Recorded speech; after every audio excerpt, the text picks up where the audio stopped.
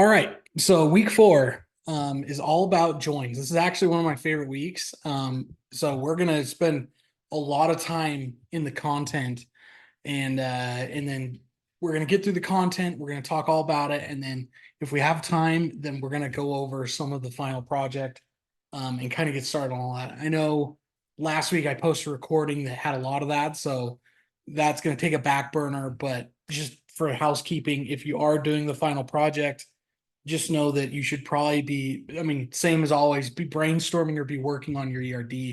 I don't think there's any problem doing both of those at the same time, kind of with it in Workbench. It's nice and easy. So, anyways, let's jump straight into week 4 because we do have a little bit to go on. Um, so what I'm going to do is I'm going to kind of just walk you through the PowerPoint real quick. We're going to talk a little bit about each of these different joins. I'm going to show you my favorite kind of quote cheat sheet that we'll talk about, and then we're going to do some of the exercises together. I know I can't remember the name right now. Kira specifically asked if we could cover a specific question on the exercises, and so we'll do that. And it's one that I usually cover because it can get a little confusing. But anyways, let's start with the PowerPoint. So, like I said, this week we're doing something called joins.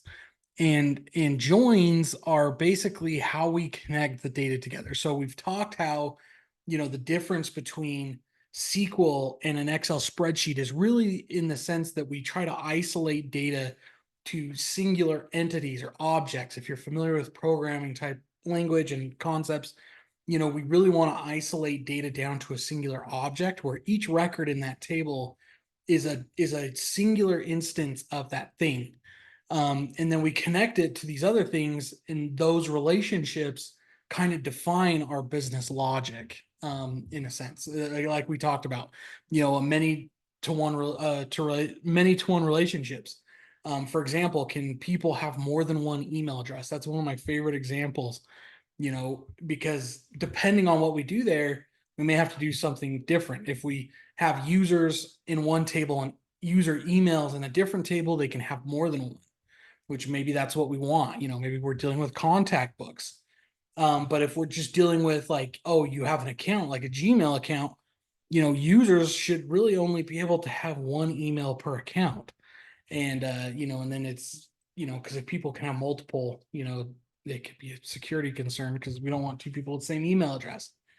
And so the decisions we make as we design databases impact business logic. Now, the downside to that, I wouldn't even call it a downside, but one of the hurdles that we have to get through as a result of having tables separated an infinite number of connections, is we have to be able to reconnect them when we want to pull it together. And that's what we're going to learn today. Okay, so what it covers, there's a bunch of different types of joins, and that's where we're going to spend the bulk of today, is making sure we really understand what are these different types of joins, when would I use each different one, and what do they do, which are really like all kind of the same thing. But to me, the important thing is that if you know a specific use case, when you can use it and understand how it works to solve a specific problem, you're going to understand it. So anyways, the first one is a Cartesian product. Honestly, I don't know why they start with this one. Oh, well, I know why they start with this one. We're going to go over it here in a minute when we actually put rubber to the road.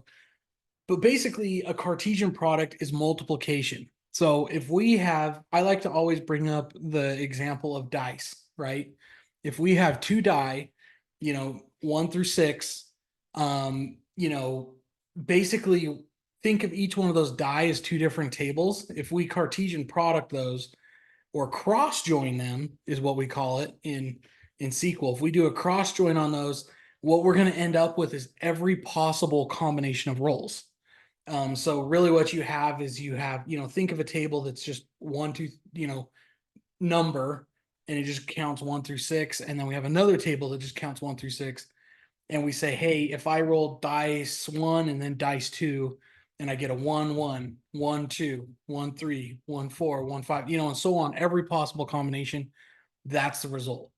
So what we get is that there's 6 items in table 1, 6 items in table 2. We multiply those, and that's the result we get. And it's called Cartesian product.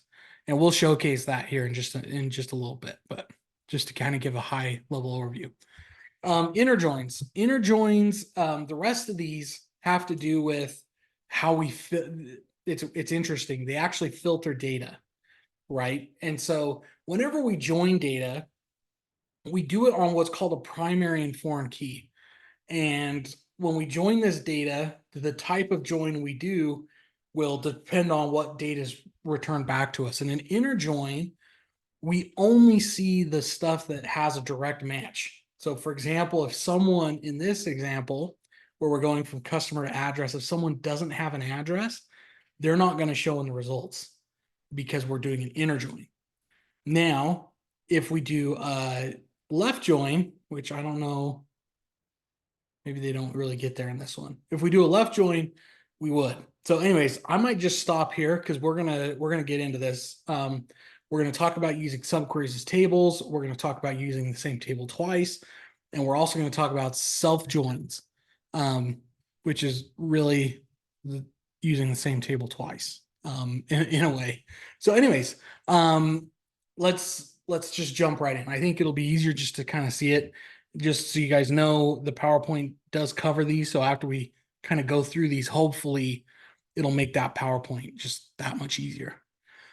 So what I'm going to do is I'm going to jump over to my SQL workbench, and we're going to just spend a little bit of time here. I'm just going to show you examples of each one of these joins and also my cheat sheet. And we're going to talk a little bit about why, I guess a little history, because I think it helps explain it. So you may come across it in your reading that there's two types of joins. There's ANSI 89 syntax, and then there's ANSI 92 syntax. And basically all this means is way back when they had one way of doing it, and then they were like, wow, we could make this better. And they came out with a new way. They both still work. And in fact, like I said, I think that it helps kind of make sense of things. So, let's look at our Sequila database. In fact, let's use Sequila here before we forget. So we're going to use Sequila, and if we take a look at our tables, one of my favorite ones is, well, to start off easy, let's talk about customer and address. So for example, if we just say select everything from customer, just to kind of get an idea here. Here we can see that there's our customer data, but you'll notice that there's this address ID. So in this case, address ID in the customer table is the foreign key. And the foreign keys are easy to spot because they're the things that are numbers that don't belong, right? They're the keys that don't belong in the table. Like a customer has an address, but it's not, the address isn't a customer. An address is an address. And we know that there's an address table. So we, safe to assume that this links. Now we could go and actually see that connection to verify if we needed. But in this case, we're just going to go on assumption here because that's correct.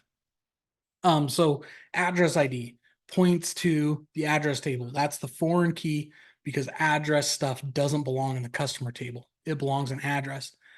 Foreign keys to primary keys should be the only data duplication if you want, proper form. So because, like let's say we have an address here and in the address table, or city, like let's say we had city in both places. We don't want to have to duplicate that city information every time, or like we changed it here, but we got to remember to change it there. We want to change things in one place and be done. A singular entity should ideally only exist in one place. And we're going to talk a little bit about that as we kind of rope into this conversation, because we're going to use some of those concepts. So now let's take a look at our address table. So same thing. And you'll notice here that we now have here's our primary key now. And we have an address, address to, district.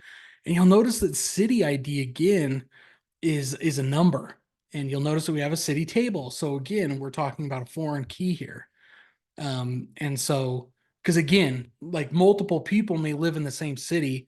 And what happens if they change the city name? We don't want to have to duplicate that. Or let's say that the city name is really long. That's a waste of storage space when it could really only exist once. So there's multiple facets of why we kind of do this. But let's get into what we're doing here is really we want to start connecting these things. So let's say that my overall goal is I want to see, let's give a specific scenario. I want to send a card, an advertising mailer out to all of the customers.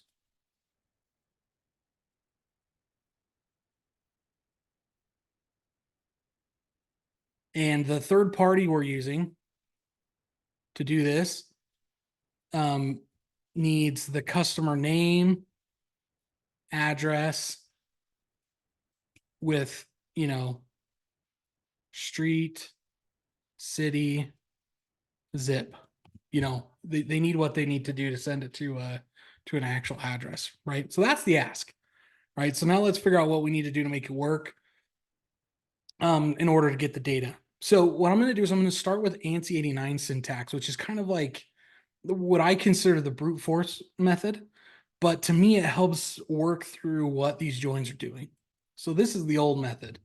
So what I'm going to do is I'm going to select just some real basic information, right? So customer first name and last name. So let's take a look at customer here again. I'm going to select C dot first name. And I'm going to go really hardcore on you here.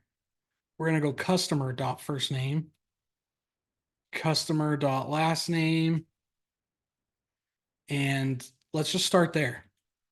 What I really like about SQL is how easy it is to just build things and have it make sense. So this is where we start, right? It runs, we're good. Now what I'm going to do is I'm going to join this with address. Now I can just put a comma here, right? This is like the old school method. Is just a comma. And when I do this, you're going to see some crazy stuff happen. You're going to see that our number of records go from what is normal, 600 to now we're pulling, 1,000, just a ton of data. If we order this,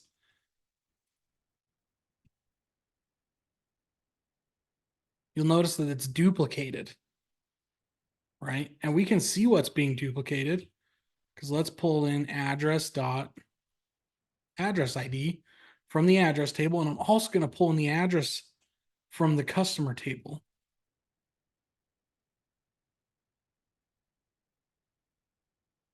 So, and I'm going to give this an alias so we can keep them straight.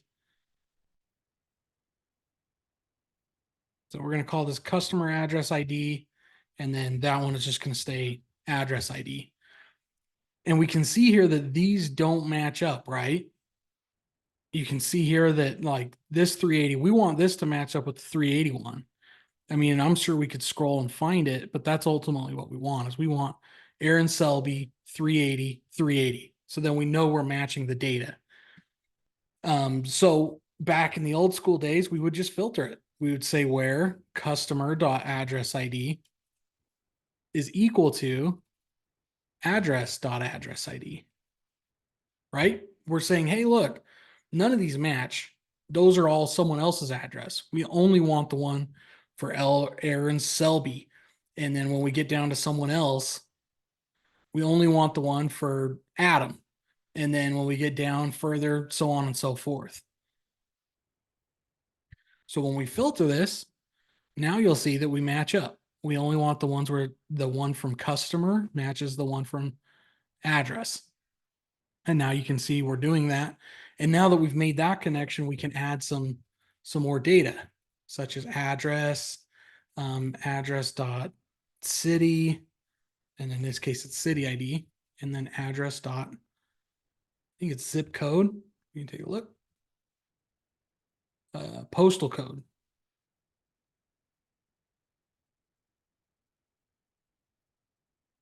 And there we go. So now we're actually getting everyone's address tied up correctly.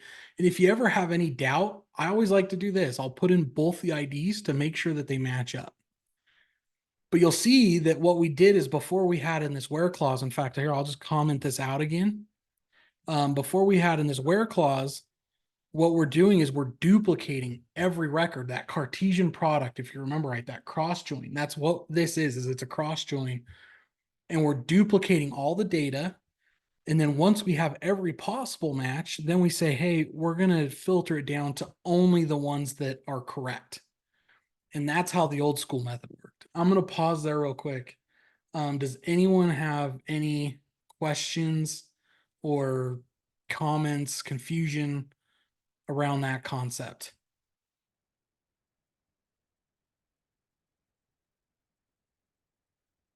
Okay. So I showed you the hardcore long way. Now I'm going to show you kind of the new way, and we're going to talk about a couple different scenarios.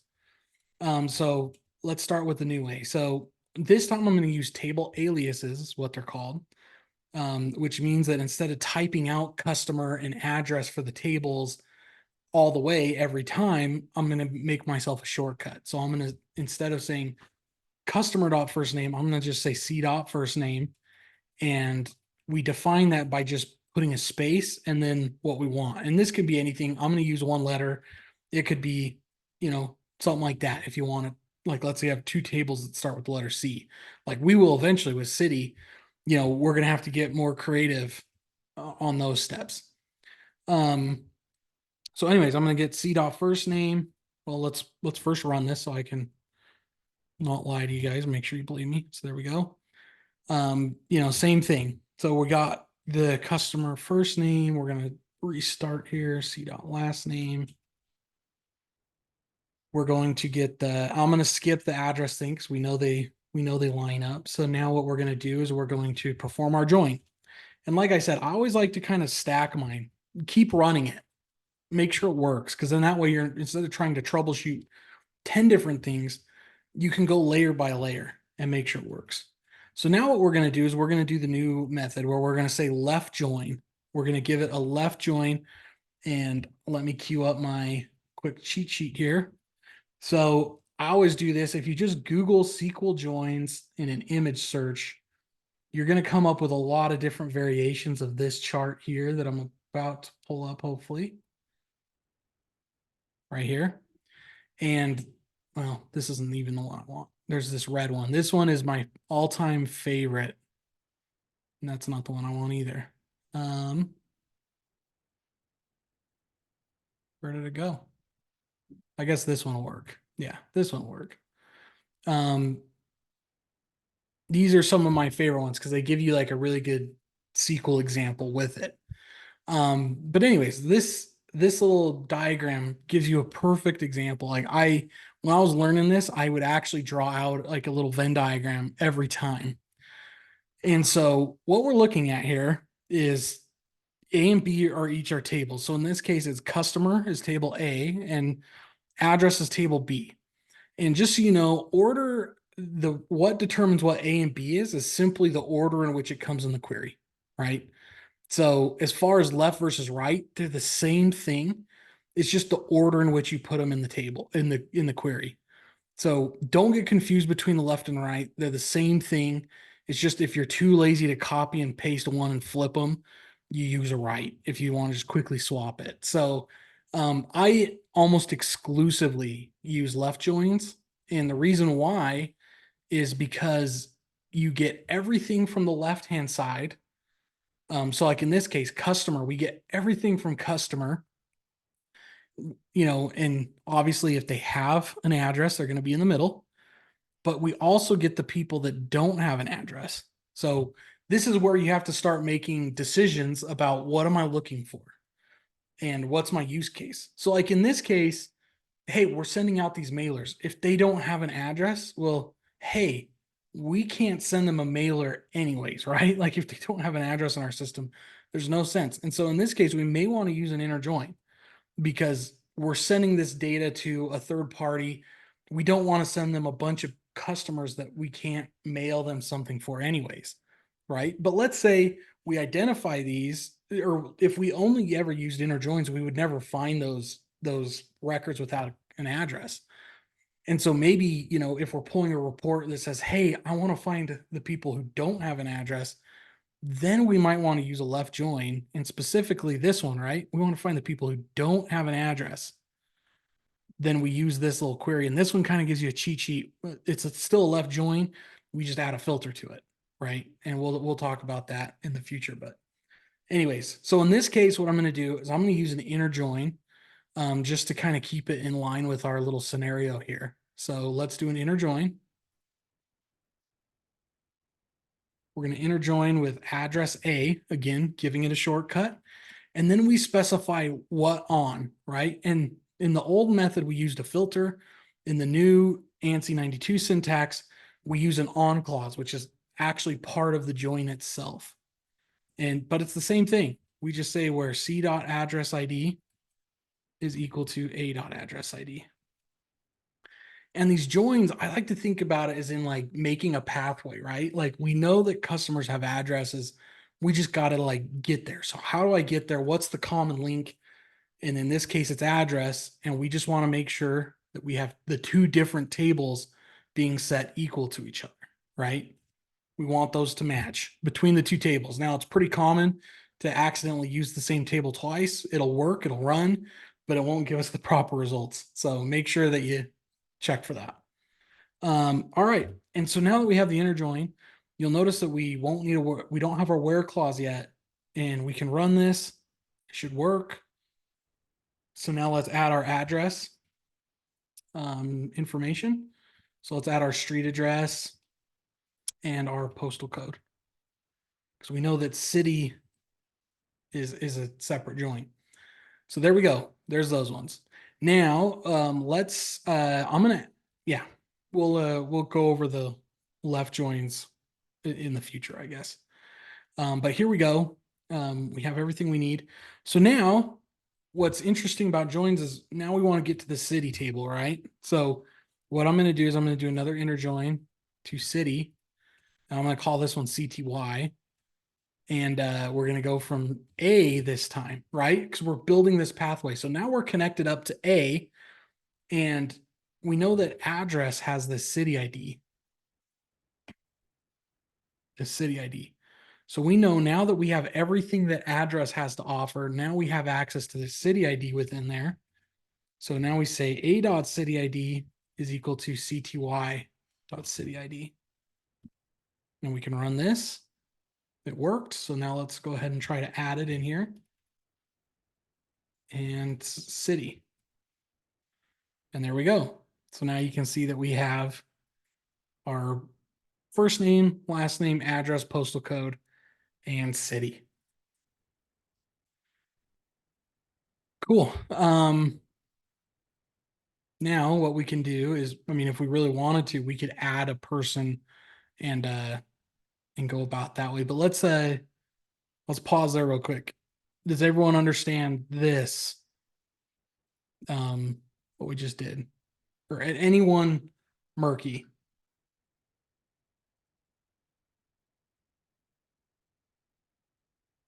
Okay, cool.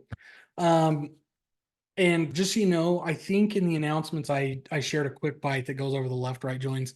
I would say probably give that a listen. I don't know if we'll cover it here, because I want to hit some of these examples, but I think we're connecting. So if you get confused on when do I use left, when do I use right, well, let's just go over one actually. Sorry, I'm contradicting myself.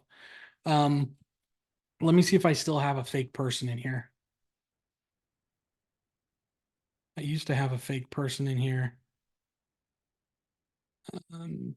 I do actually. So what I'm going to do, this is a person I put in here. What I'm going to do is I'm actually going to delete his address. So I'm going to say update customer set.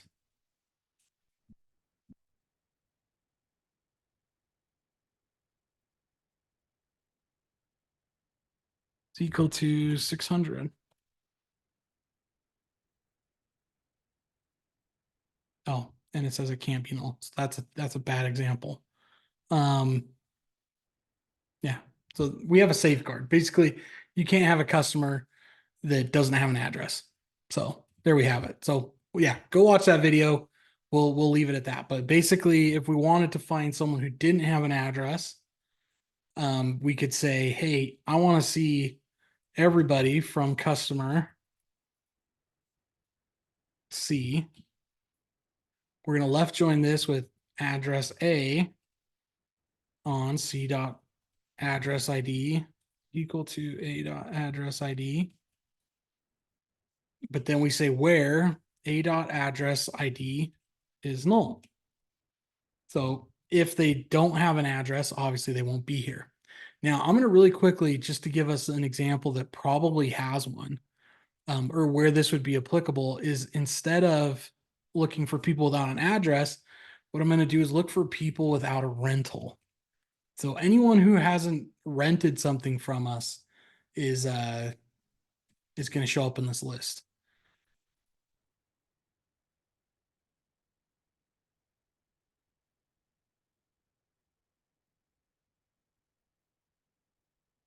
And I believe we'll see that person that I added. So we can see that Mike Hillier, the little fake guy I added, is the only person who hasn't rented a movie in our database. So that's a good example of, when we would use that left join to, in this case, find someone who's absolutely not at all. So this is this scenario. Now, if we take out this where clause, we would get everybody, whether they've had a rental or not. So let's do an example of that. You'll notice we get everybody, including all their rentals, but clear down here at the, well, if we were to filter it, because it only shows so many, if we were to filter it all the way, if we were to export that and look through it, Mike Hillier would be there without a rental data. It would just be null. And that's why we look for it like that. All right. Cool. Let's go over some of the exercises.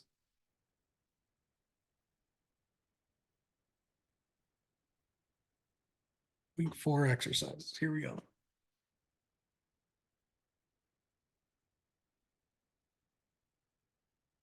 All right.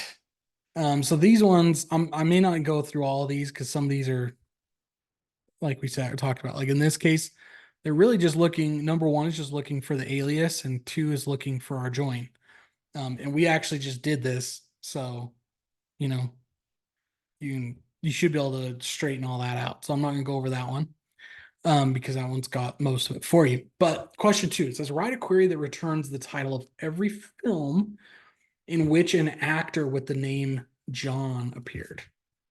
So let's go ahead and do this one. So I'm going to copy this text so we can keep it over here for reference. So question 2. So we're going to write a query that returns the title of every film in which an actor with the first name John appeared. So first of all, let's take a look at what we have in film. It's kind of where I always start. Let's just kind of look here. You'll notice that we don't have any actor information here at all, right? We have title, description, release year. We don't see any actor stuff. And again, this is where we come down to that business logic. If we had actor ID in this table, how many actors could be in a film? Well, one. Only one actor per each film. And so instead, what we have is we have this table called film actor. So let's select everything from film actor. We take a look there, and you'll notice that this still doesn't have actor information. It has an actor ID and a film ID is all, and well, in the last update date, but really an actor ID and a film ID. And so, oh well, then let's go take a look at actor. And you'll notice that this is where our actor information is, but there's zero film information. We just have an actor ID. And so what we end up with is this one. And I like to refer to these as intermediary tables because they're the only way to connect a film to an actor. But what it is it builds what we call, what I like to consider a many-to-many relationship. And this is how I like to see it. I like to think, okay, we have all these films. We have films. This is our many, right? And films can have film actor, and I guess really it's many. Um, but it kind of goes something like this, right? And so what we end up is that many actors can be in many films. Um, one record in the film actor table, or I guess it's more like, yeah, that's kind of how I view it. It's a little different than that, but yeah, basically it's how we connect here. So what we're gonna do is we're gonna do our little three-way join here. So we're gonna start off, and we're gonna get F dot, it's a title, um, from film. Let's start there. Nope. Is it?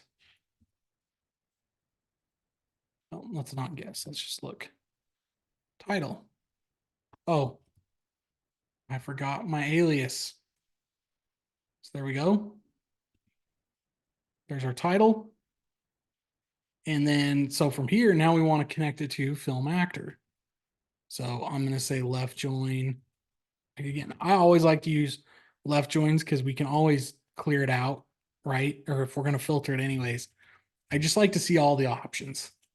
So then we're going to go from film ID to film ID, right? What's the common denominator between the two tables? Film ID. Film ID. Boom, there we go. Because we know that the other one doesn't have actor. So there we go. And for the sake of just showing this, I'm going to do,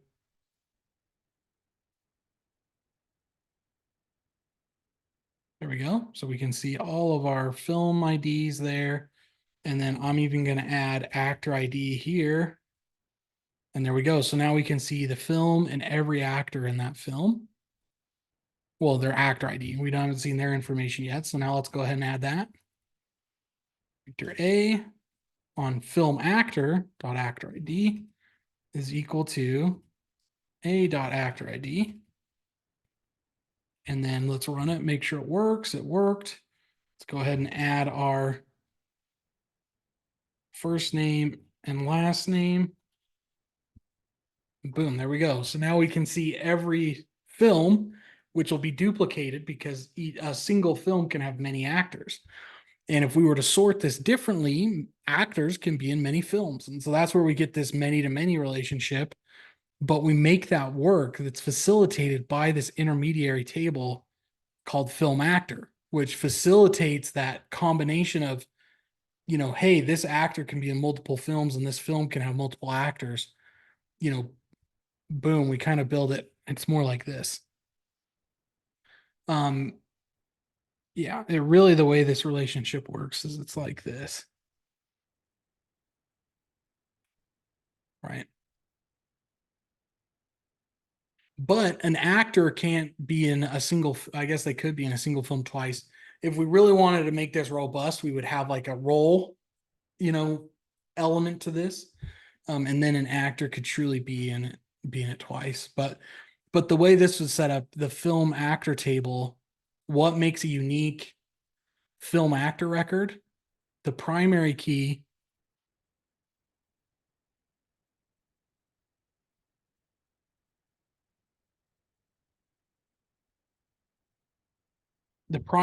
is a combination of the film ID and the actor ID. So, meaning that you can't have a duplicate, essentially. Like an actor can't be in a film more than once, essentially. All right, so what was our original prompt? We want to write a query that returns the title of every film in which an actor with the first name John appeared. So, like I said, we have every film, every actor. So now it's just a matter of filtering it. So where the first name of John appeared. So we're just going to filter that where first name equals John. And boom, there we go. Now we have a bunch of extra data. That's fine. When it comes to these prompts, don't feel like you have to like limit yourself. Like if this is what helps it make sense to you, great. If we wanted to make this work out with perfect what the prompt said, we would just delete that and there's the list of movies. But you know what? We're going to keep the actors too. It doesn't bother me. So if it helps you to see more information, let's see it. You know what I mean? Great. Let's go to question 2, which is the one that Kira wanted covered. So question 3, it says construct a query that returns all addresses that are in the same city. You will need to join the address table to itself, and each row should include two different addresses. This one is a tricky one. It's kind of like a mind game. I guess real quick before I get into this one, does anyone have any questions about this question 2 that we went over?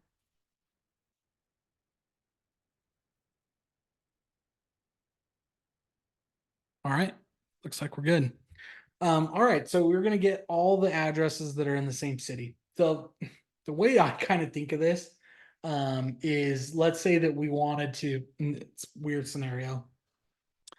Let's say we wanted to come up with like every possible combination. Like think of a node map, right? Like let's say we have all these addresses and we want to see the distance between every other address in the same city, right? Like let's say we're paying kids to go out and deliver little doorknob hangers of like, hey, come rent from our video store, right? It seems like a weird thing to do nowadays, but you never know. But what we want to do is we want to plan our route. So we want to decide what's the what houses are closest together in terms of travel. Now, in order to feed that into, like, let's say someone else is going to handle that, like they're going to handle what's the difference between these two addresses. But what they need is just, hey, how far is it? What's the address 1 and what's address 2? And then they'll add the distance, the time distance, right? Or miles or whatever. And so we just need a list of every like address kind of linked together within the same city. So that's what we're going to do. So again, first let's, select everything from address, and we should be starting to get used to these tables now.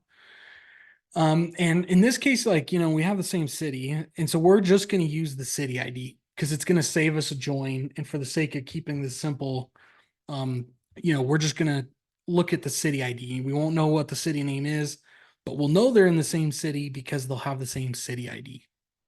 And then that way we don't have to add another join. So we have our city, or sorry, we have our addresses here.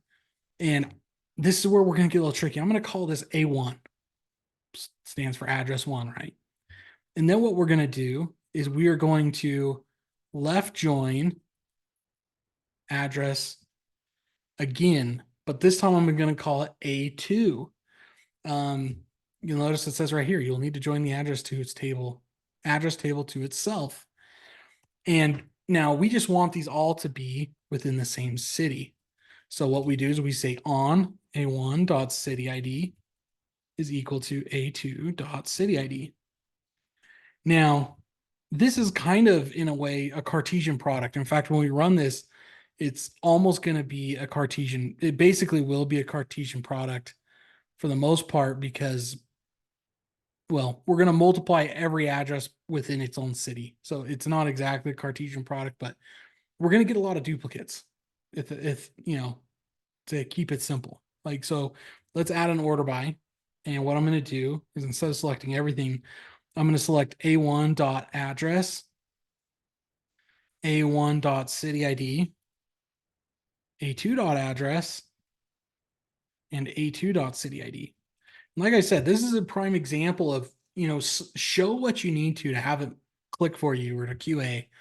Because that's exactly what I'm going to do here. And so now we can see what our results are. And I'm actually going to sort this. I'm going to say order by address 1, right? And then address 1 and 3. To make that simple, I want to sort it by address 1 and then second by our other address. And you'll notice here that we have, these One Valle de Santiago Avenue, and it's connected to itself, so on and so forth.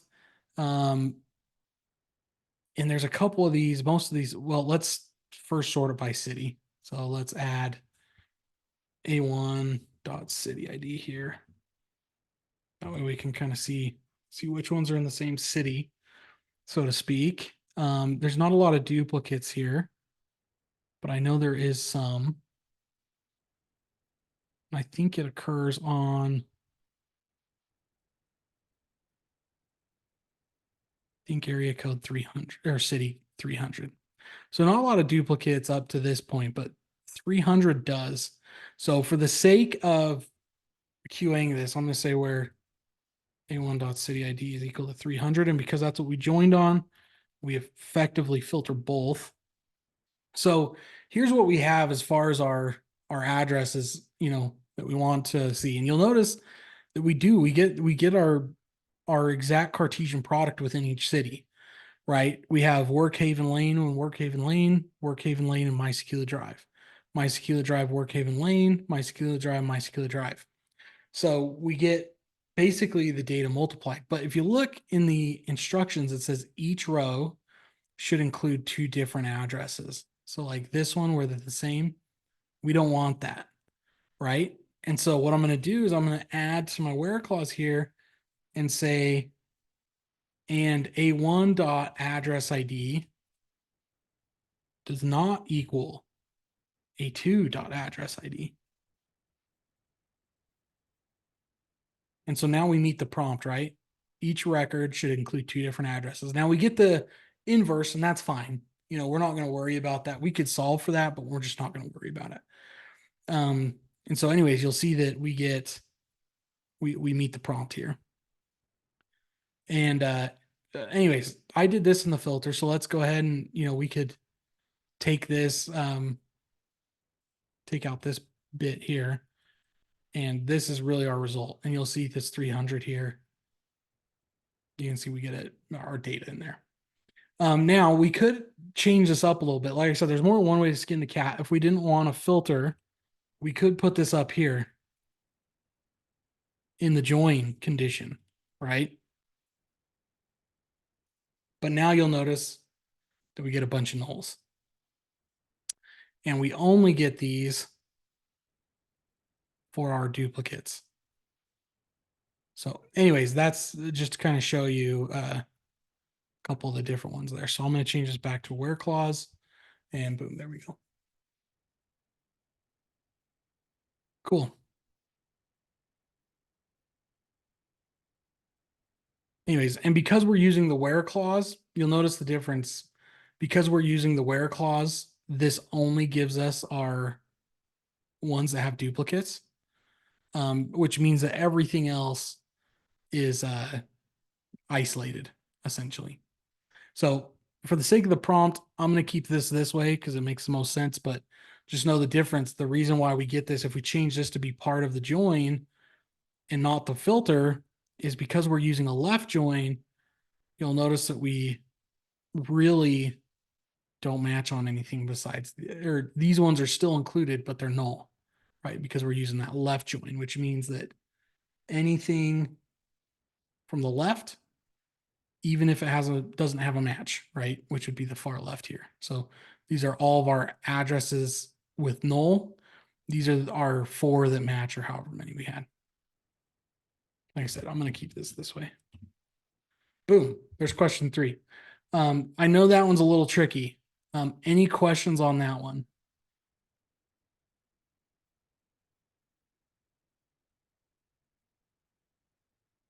All right. Hopefully it makes sense to everyone else as well. Perfect. Let's go over the last one and see what that one's about here. This one is exactly what we did before. It just has an additional filter on it, so I'm not going to go over question 4.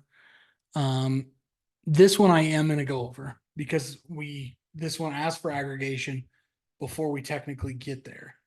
And I know we're short on time, so I'm just going to really bust through this. And we actually already kind of have did I delete it? I think I did. Yep. Anyways, so let's, number 5. Question number 5. Yeah, we'll just hurry. So it wants to know how many rentals each customer have. Oh, for a specific each of the 2 staff members. Sorry, each of the 2 staff members. So you'll notice that we have our table called staff. Select everything from staff. Boom, there they are. And then we have rental. So, scenario here, we want to evaluate performance between our two staff, and we want to see how many rentals each one of them get. And you'll notice here that in the rental table, we have staff ID. So this one's a relatively simple join where we can say, hey, I want to see all of our staff information. So, we want to see select staff, S dot first name, S dot last name from staff S. Like I said, I like to always kind of build these, just make sure things are making sense as I go. So there's staff. We're going to left join this because, again, we want, what if a staff didn't have a rental? That's why we want to use that left join, because this is a definitely where we would want to see that. We wouldn't want to exclude them. So there we go. Let's make sure it runs. Boom. We get them a lot of duplication. So now what I'm going to do is I'm going to add r.rental ID. And what we'll see is we'll see staff really duplicated, but you'll notice that in the results that they want, we just want a count, right? We want to know how many, one line per each person. So this is where we're kind of delving sneak preview into what we're going to cover here in future weeks, but this is called aggregation, right? And aggregation at its basic definition means we're going to take many things and combine them, summarize them in some function into less things, essentially. In this case, we want to take all of Mike Hillier's rentals and summarize them. And a rental ID is a unique identifier for our rental. So if we want to count rentals, we can effectively just count his rental IDs. So we could go 1, 2, 3, 4, so on and so forth, just kind of like the numbers do. But we can't trust these numbers because there may be gaps, right? And so what we do is we use a function to count them. We want to count these rental IDs. So I'm going to say count distinct, which means if there are duplicates, which they won't be because it's a primary key, I do it anyways just to be safe. We're going to count them, and I'm going to name this. So I'm going to say as total rentals. Now I'm going to try and run this. It's going to throw an error, and you'll notice that it says an aggregated query without group by expression. So anytime we do any sort of aggregation, whether it's sum or count, anything where we want to take multiple rows and shrink them down into less rows, we have to use what's called a group by. If we have an aggregate function, which count is, sum is, all these others, we have to use a group by. So then what we do is we just say group by. And general rule of thumb is you just take whatever comes before the group by and you plug it in there, right? It's a really simple rule. It'll get you through a lot. But basically all this is doing is it's telling the system that, when we shrink these, how do we want to shrink them, right? We want to see it by certain dimensions. And you may have heard about these. There's things called dimensions, and there's things called metrics. Dimensions and metrics. And dimensions are what we group by, and metrics are what we summarize, right? Qualitative, quantitative, right? Those kind of, same kind of topic. So let's go ahead and run this and see what we get. And now you'll notice that we kind of get exactly what we want.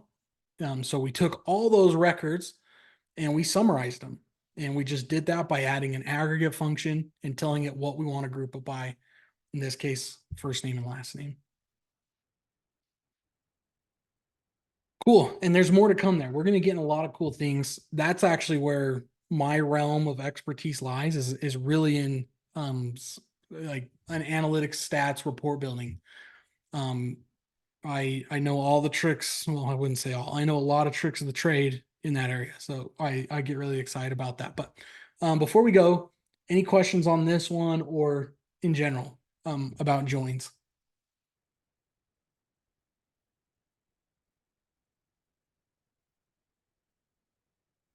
All right. Sounds like we're good. And we are also out of time. So sorry, we're not going to get to cover any final project.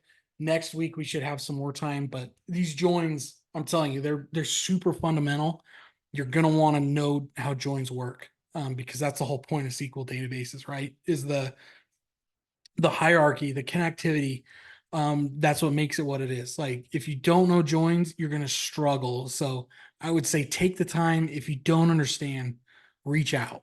Because I'm happy to walk you through lots of examples, and it'll just click, right? If it hasn't clicked, it will. And so if you're stuck and you just don't really know what you're doing, you're just kind of doing it, you know, understand it. And that's why I like to show the ANSI 82, play with it. Give yourself these little scenarios and try it out.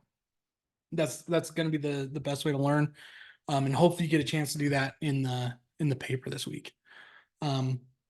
But anyways, we're out of time. Thanks you guys for being here. And like I said, if you have any questions throughout the week, give me a shout. And otherwise, have a great week and be safe out there.